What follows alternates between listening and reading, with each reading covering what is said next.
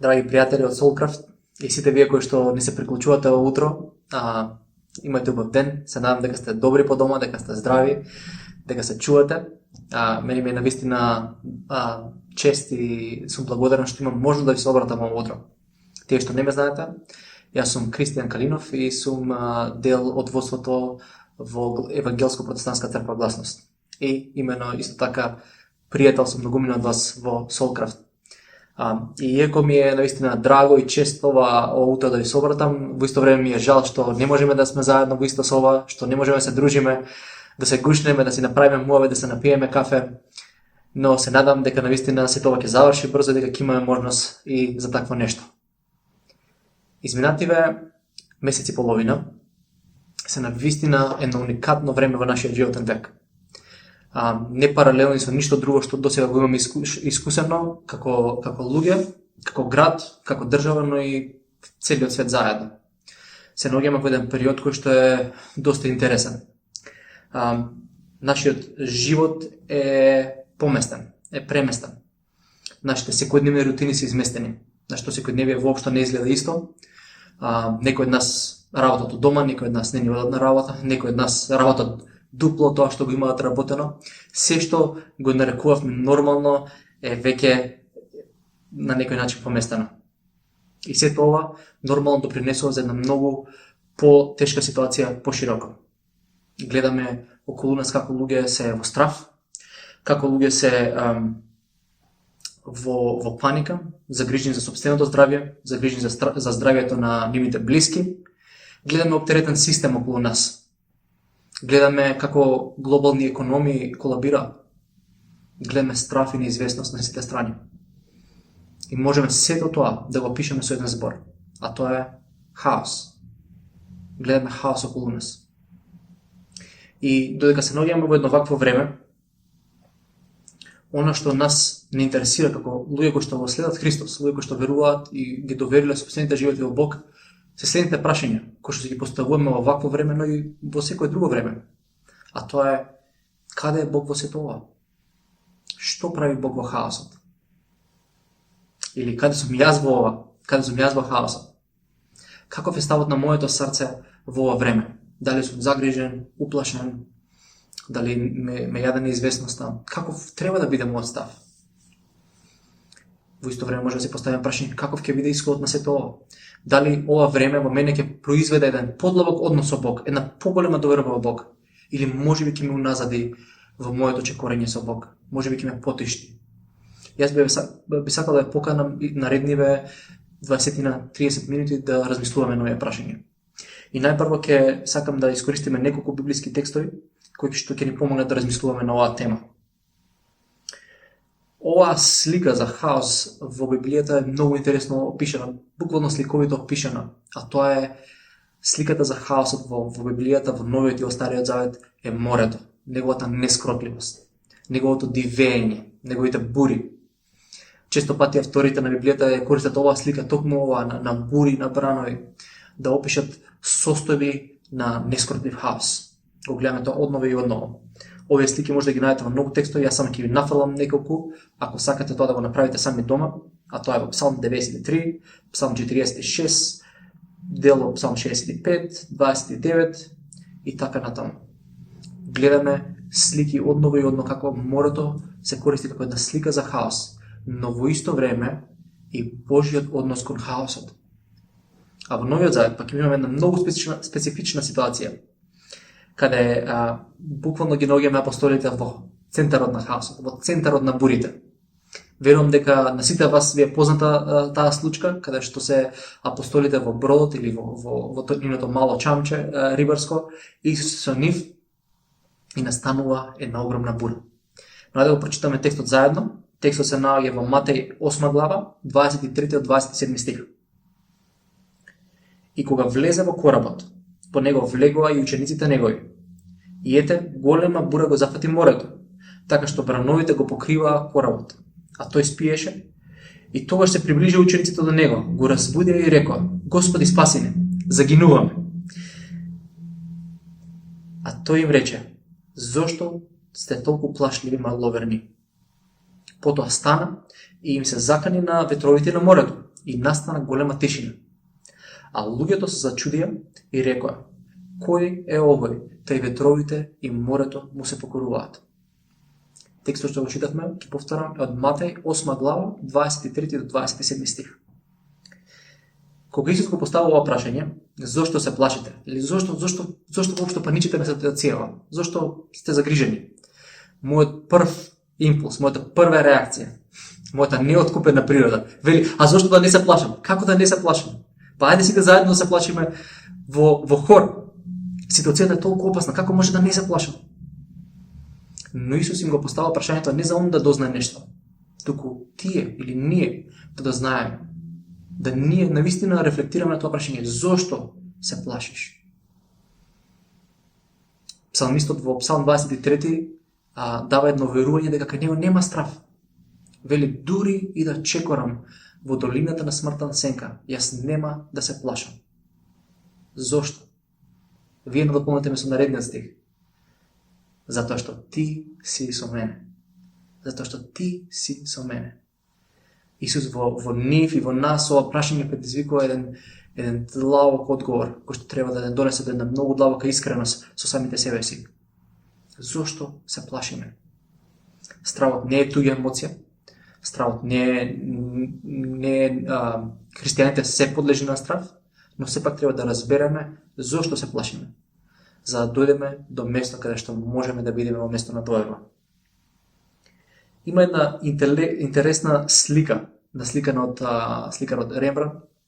Можеби на некој од вас ви е позната, се вика Бурата на Галилејското море, или на англиски може да најдете на интернет The Storm in the Sea of Galilee. Ова е прекрасна слика, прекрасна слика. Насликан е бродот или коработ, како е прекршен од бранови, огромни бранови паѓаат врз него. Дел од апостолите се рибари, како што знаете од тие приказни, и дел од нив пробуваат да го управуваат чамецот, влечат јажиња, некој го пушта сидро, трет врзува јарболи, четврт управува со весло. Некој од нив не се рибари и прават нешто друго. Одат кај Исус и буквално го фаќаат Исус за облеката и како да му идат: стани, зошто спиеш? Нели гледаш дека ќе изгинеме? Но не го прават тоа толку љубезно колку што можеби ние мислиме. Тоа го прават во една паника, има терор на нивните лица. Господе, зошто не реагираш? Зошто спиеш? Како можеш воопшто да спиеш на оваа бура? Од друга страна гледам и трети лица на бродот, исто така апостолите, кои се во целосен грч, во целосна страв. Во центарот на таа слика, и навистина ве охрабрувам да погледнете, се наоѓа еден човек во самата сенка на бродот. Многу тешко се гледа, но се наоѓа во еден грч. Целосно згрчен, се држи самиот себе си, изгубен во бурата целосно. И јас би охрабрив, погледнете таа слика и видете кој од тие ликови најдобро ве опишува. Многу интересно што ако ја земеме наистина да ја погледнеме таа слика и да размислуваме за оваа ситуација, каде што апостолите се рваат со морето, се борат со морето, со брановите, и да размислиме на ова. Дали сме ние таков тип на луѓе кои што кога ќе се случи хаос, кога ќе се случи ситуации кои што носат непредвидливост, кои што носат неизвестност, дали сме ние тие луѓе кои што веднаш се фаќаат за работа и велат: ќе го средам ова, можам да го средам ова. Луѓе кои што се обидуваат да наметнат контрола во ситуацијата, кои што се обидуваат да ги земат нешто во своји раце. Или можеби повеќе се соодействуваме со оние кои што доаѓаат пред Бог и велат: Господе, како можеш ти ова да го дозволиш? Зошто дозволуваш ова да се случи, да гневно се жалиме пред Бог? Или можеби сме третите лица кои што го осликуваат, оваа ситуација. Оние кои што се во целосен грч, кои што е целосна паника и не знаат што да прават. Јас ќе бидам искрен со вас. Јас се наоѓам во сите три категории. Обидувајќи се во овие ситуации, каде што неизвестноста е за сите нас, да се обидам да воспоставам контрол, но во исто време ме фаќа паника, од време на време ме фаќа страв, и одам пред Господ и: Господе, кога, како, зошто ги носам овие нешта? Но има и друг начин, а тој ќе го разгледаме за кратко. Едно од прашањето кое што навистина ќе ни даде увид во оваа ситуација е следно: зошто апостолите чекаат толку долго да го разводат Исус? Зошто чекаа да се развие толку многу бурата за да го разводат? Две прашања кои што или два одговора кои што мене ми доаѓаат му се следниве. Дека најверојатно мислеа дека можат сами да се справат со ситуацијата. Најверојатно мислеа дека имаат доволно вештина да го избуткаат коработ до саканото место во добра состојба. Или можеби не смета дека Исус може да направи нешто со тоа, зашто да го мачим учителот воопшто да го замараме, ако можеби он не може ништо да направи во врска со бурата. Нивната последна реакција на крајот, кога Исус ја стигна бурата и впрочем дава еден увид дека можеби нешто такво се мотало во нивните глави. Кој е овој што и бурата, и морињата, и ветерот му се поклонуваат? Најверојатно не го очекувале тоа од него. Јас би сакал да прочитаме уште еден текст од Библијата, да ни даде еден уште подлабок увид во оваа ситуација. А текстот се наоѓа во Псалм 107, 23 до 30 стих. Јас ќе го прочитам за нас и оди вака.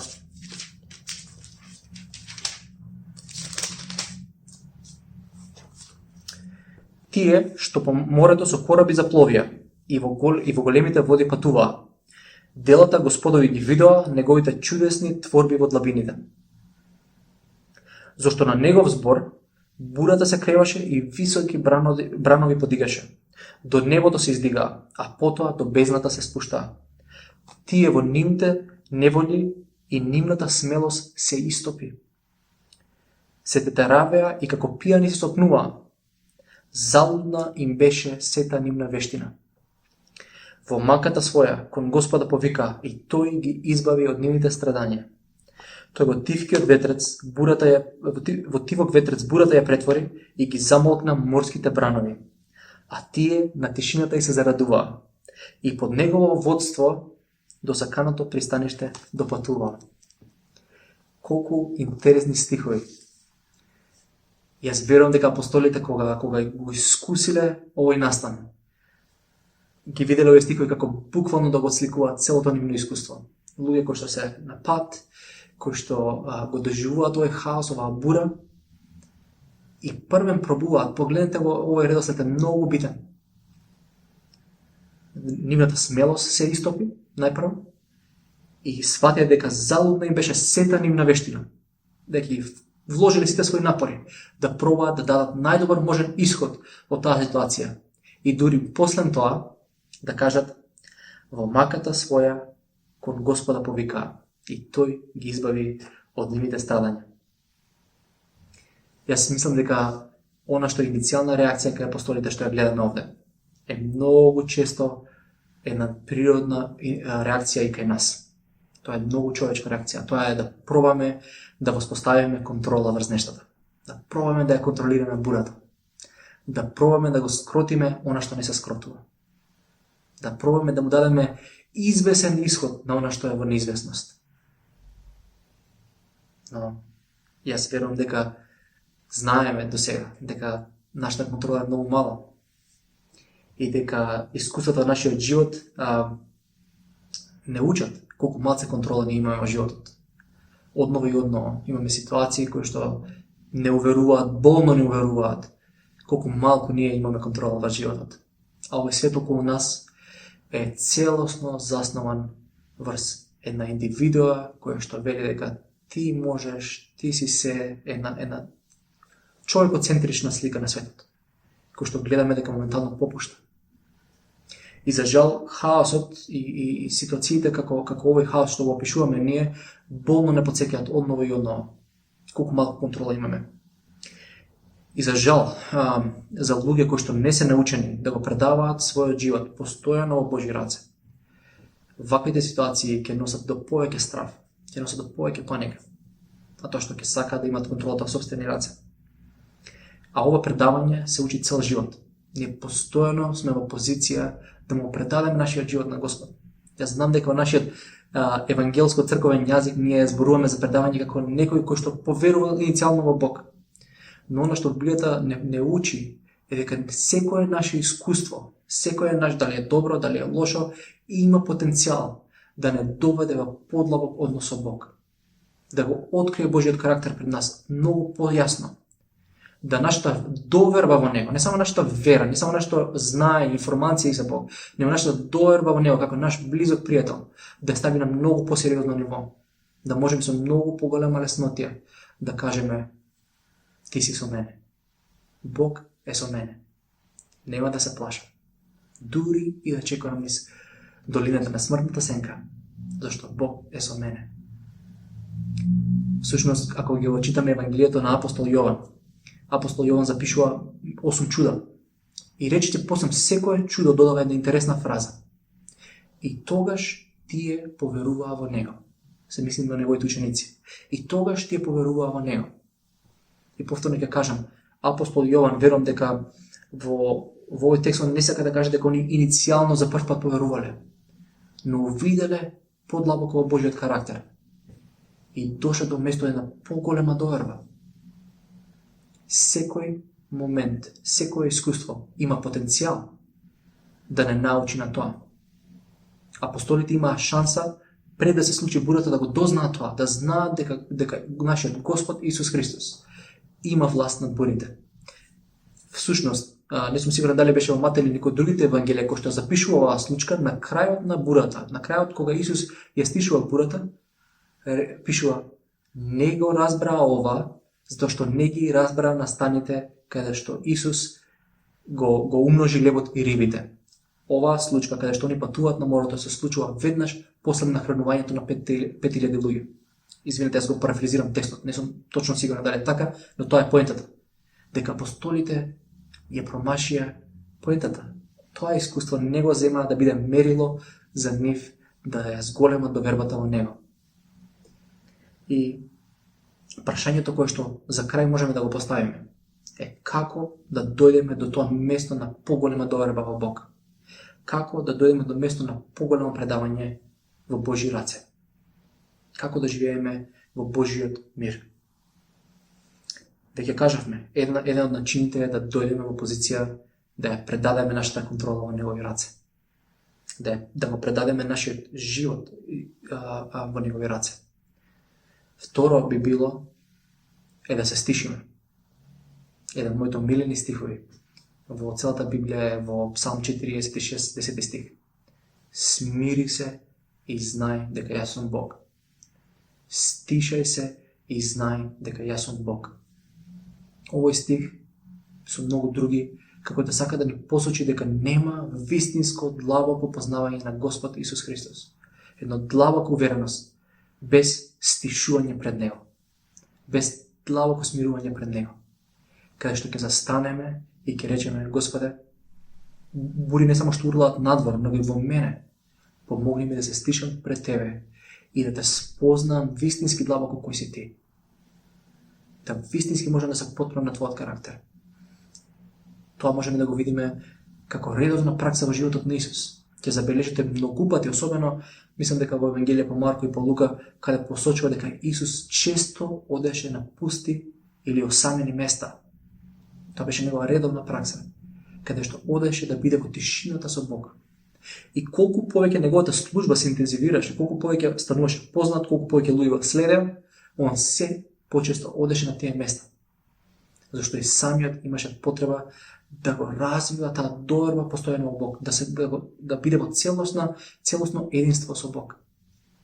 За да може да каже во таква смелост, кога го воскресна Лазар, пред да го воскресне, се помоли и рече: Татко мој, јас знам дека секогаш ме слушаш.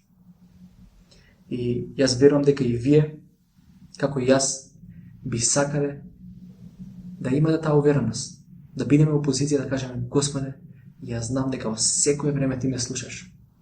Јас знам дека во секое време си достапен за мене. Да знам со една длабока увереност, која што носи мир во мене и ми помага секоја ситуација да ја принесам пред Тебе. Верувам дека комбинацијата во ова време од ова стишување, постојано стишување пред Бог, но во исто време предавање на нашите ситуации на Него, ќе не донесе до место каде што ќе можеме со сигурност да стоиме пред Бог и да се смириме и да бидеме слободни од неизвестноста, да бидеме слободни од паниката, да бидеме слободни од стравот. И морам да напоменам една многу практична работа, но ова е процес. Ова е нешто кое што се случува низ период. Ова е нешто кое што бара практикување Нешто кое што бара редовно повторување, за да дојдеме во позиција да бидеме таму. Ова не се од време на време никакви искуства. Ова е начин на живот кој што може да не донесе до една полнота во живот со Бог. Да можеме да застанеме со целосна доверба во Него. И за крај, сосем за крај, ќе прочитам еден цитат од Игнација од Лојола, и тој вели вака: нашите желби не треба да бидат насочени кон здравје или кон болест, богатства или сиромаштија, успех или неуспех, долг живот или краток. Зашто се има потенцијал да потикне живот со поголема посветеност и љубов кон Бог, кој што се прелева во вечноста.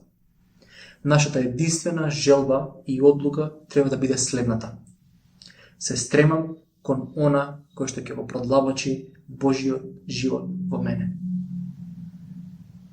Може некој од вас ова да ви звучи контрадиктивно, како да не се стремам кон здравје? Секако дека нема да се стремам кон болест, но како да не се стремам кон здравје?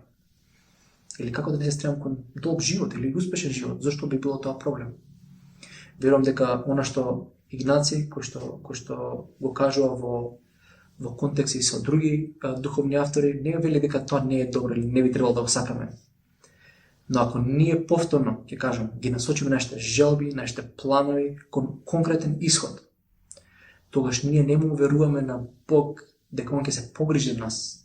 Ние му веруваме на Бог дека Он ќе направи нешто што ние сакаме да го направи. И повторно тука доаѓа прашањето за контрола. Дали ние се уште се обидуваме да држиме контрола врз животот и врз нештата? Или можеме целосно да му се предадеме? Како што тоа го прекрасно го илустрира во примерот со тројцата пријатели на пророкот Даниел, чии имиња никогаш не можам да ги запамтам. Кои што кога беа однесени кон печката, кога беше побарано од нив да се откажат од поклонение кон Јахве, они рекоа: ние тоа нема да го сториме. Нашиот Бог е способен да не избави од огнот во кој што ќе не ставите. Но дури да не го стори тоа, ние сепак ќе му веруваме. Верувам дека таквиот живот ни е на располагање во Исус Христос. Ако погледнеме на Него, на Неговиот карактер, и ако застанеме за момент да се стишиме пред Него, ќе дојдеме во позиција постепено на целосна слобода. Целосна слобода од страв, целосна слобода од паника, целосна слобода од желбата да се контролираат нештата, да вистински ќе го разбереме Бог. И сосем за крај, многу практични совети. За оние кои што сте понови во ова, можеби и пред некој време сте почнали да го следите Христос, би ве охрабрил на неколку нешта. Поразговарајте се од луѓе кои што се искусни во нивниот од со Христос. Поставете им прашање: си бил ли претходно во ситуации вакви? Секако дека биле. Каде што си бил обземан од страв, каде што имало неизвестна ситуација, имало страдање во твојот живот. Како се справи со тоа? Како се молеше? Што Бог направи?